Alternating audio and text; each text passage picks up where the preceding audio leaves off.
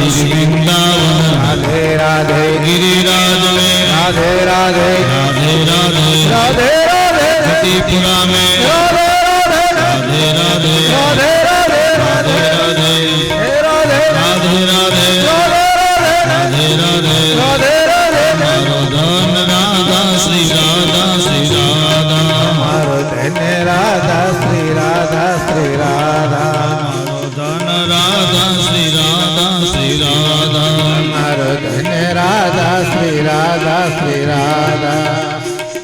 मारो धन राधा श्री राधा श्री राधा हमारो धन राधा श्री राधा श्री राधा हमारो धन राधा श्री राधा श्री राधा परम धन राधा श्री राधा श्री राधा परम धन राधा श्री राधा श्री राधा हमारो धन राधा श्री राधा श्री राधा बोलिए भागवत भगवान की जय द्वारिकाधीश की जय रामचंद्र भगवान की हनुमान जी महाराज की रामदेव जी महाराज की गंगा मैया की यमुने महारानी की पूर्ण पुरुषोत्तम भगवान की कुलदेवी मात की पितृनारायण देव की ओ नमः पार्वती पते हर महादेव।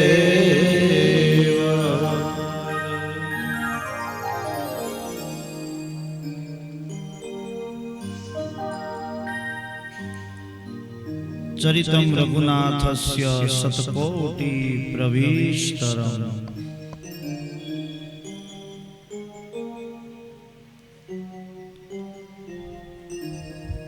श्रीमद् भागवत महापुराण कथा संदर्भ आज कथानो चौथो दिवस અને ચોથા દિવસની અંદર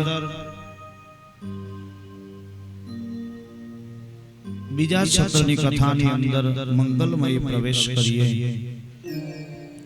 એ પહેલા ભગવાન રાઘવના ચરણોની અંદર ઠાકોરજી મહારાજના ચરણોની અંદર વલ્લભાધીશના ચરણોની અંદર દંડવત પ્રણામ આદિ કરી ચોથા દિવસના બીજા સત્રની અંદર આવો બધા સાથે મળી અને ભગવાનના જન્મની કૃષ્ણના જન્મની અને ભગવાન રાઘવના ચરિત્રની ચરિતમ રઘુનાથસ્ય શતકોટિ પ્રવિષ્ટરમ કથાનું દર્શન બધા ભાવથી સવારના કથા સત્રની અંદર એક જ સત્રમાં આપણે 2 દિવસની કથા કરી છે. અયોધ્યાની અંદર મહારાજ દશરથના આંગણે એક નહીં પણ 4 દીકરાઓનો જન્મ મહારાજ દશરથને ખૂબ એટલે ખૂબ આનંદ છે. માં કૌશલ્યા એકદમ આનંદિત છે. માં કૈકેયીને આનંદ છે, માં સુમિત્રાજીને આનંદ છે કે 4 પુત્ર રત્નની જેને પ્રાપ્તિ થઈ છે.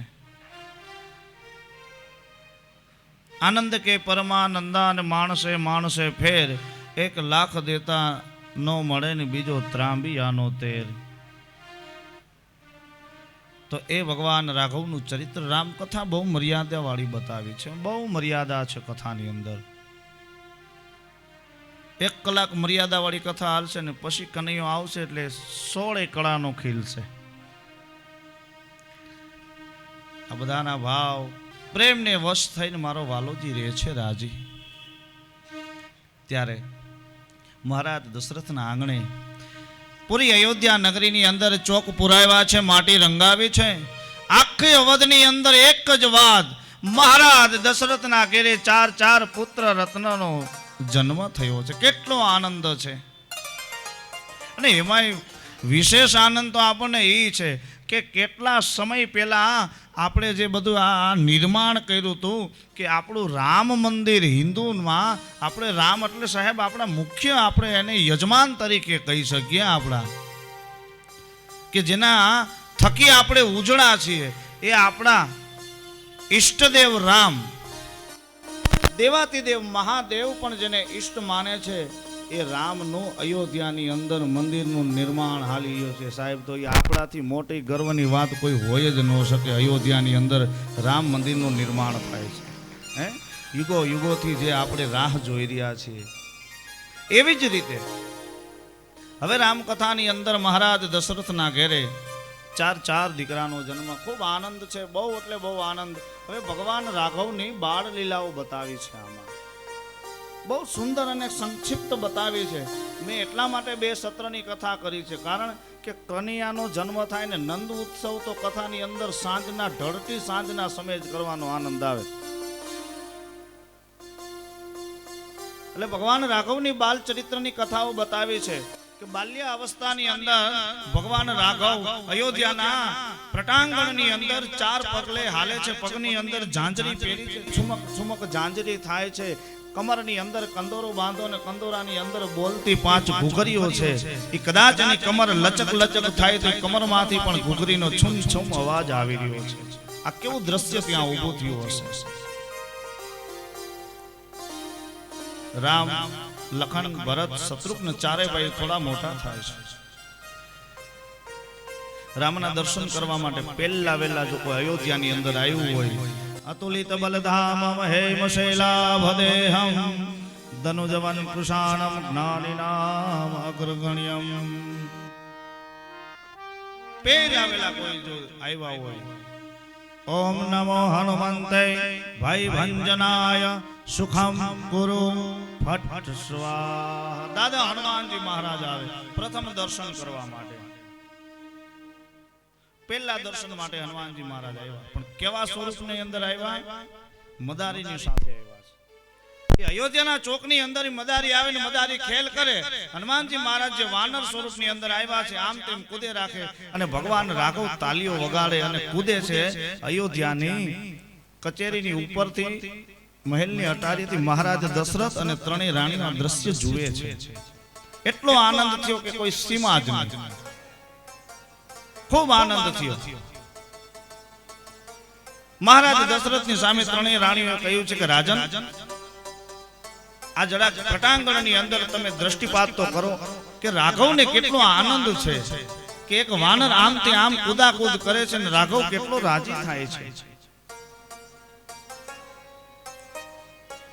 એમાં 1 દિવસ 2 દિવસ ને 3 દિવસ મદારીએ ગામના જુદા જુદા ચોકમાં ખેલ કર્યા ને પછી મદારીએ રજા લીધી. મદારીએ રજા લીધી, ભગવાન રાઘવને ખબર પડી અને ભગવાન રાઘવે જીદ કરી છે. જીદ કરીને કહ્યું કે પિતાજી, મને પેલો વાનર લઈ આપો, એ વાનર મારે જોઈએ છે. અને ત્યારે મહારાજ દશરથે કહ્યું કે બેટા, એ વાનર આપણે કદાચ લઈ લે તો પેલો જે ભાઈ છે મદારી, એની આજીવિકા એની ઉપર છે, એનો રોટલો એનો એની ઉપર છે. આપણે એ વાનર લઈ લઈએ તો એનું ભરણ પોષણ કેવી રીતે કરે? તો કે પિતાજી એને કહ્યું ને કે એ ભાઈ મદારી અહીં ભલે ને રહી જાતો, પેલો વાનર જે કુદાકુદ કરે ને મને ખૂબ આનંદ થાય. અને ખરેખર થાય છે પણ એવું. હનુમાનજી મહારાજ જે વાનર સ્વરૂપે આવ્યા, એકવાર કૂદકો મારે અને ભગવાન રાઘવ ઠેકડા મારીને તાલીઓ વગાડે તો એનાથી વધારે કૂદકો મારે છે. રઘુવીરને રીઝાવવા માટે આવ્યા છે.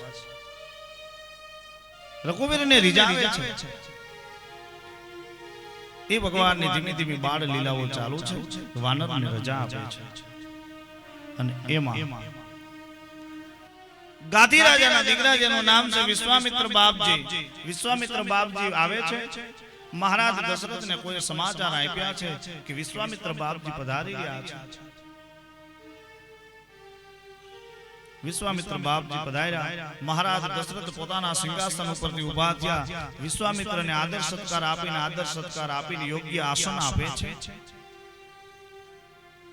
મહારાજ દશરથને કહે છે, બડે ભાગ મનુષ્ય તન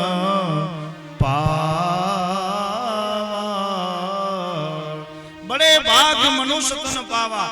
હે મહારાજ દશરથ, હે રાજન દશરથ, આ તમારા કેવા ભાગ્યનો ઉદય થયો છે કે સંતાન નહોતું ત્યારે સંતાન વગરનું અયોધ્યામાં ઊભું રહેવું ન ગમતું.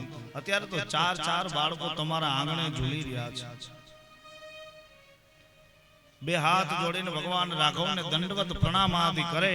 અને ભગવાન રાઘવ તો નારાયણનું સ્વરૂપ છે. એને ખબર પડી ગઈ કે વિશ્વામિત્ર બાપજી મને લેવા માટે આવ્યા છે. મહારાજ દશરથે કહ્યું કે હે વિશ્વામિત્ર બાપજી,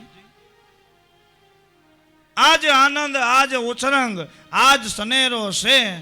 સખી અમારા આંગણે તો આજે કંચરના વર્ષે મેં. કેટલો આનંદ હશે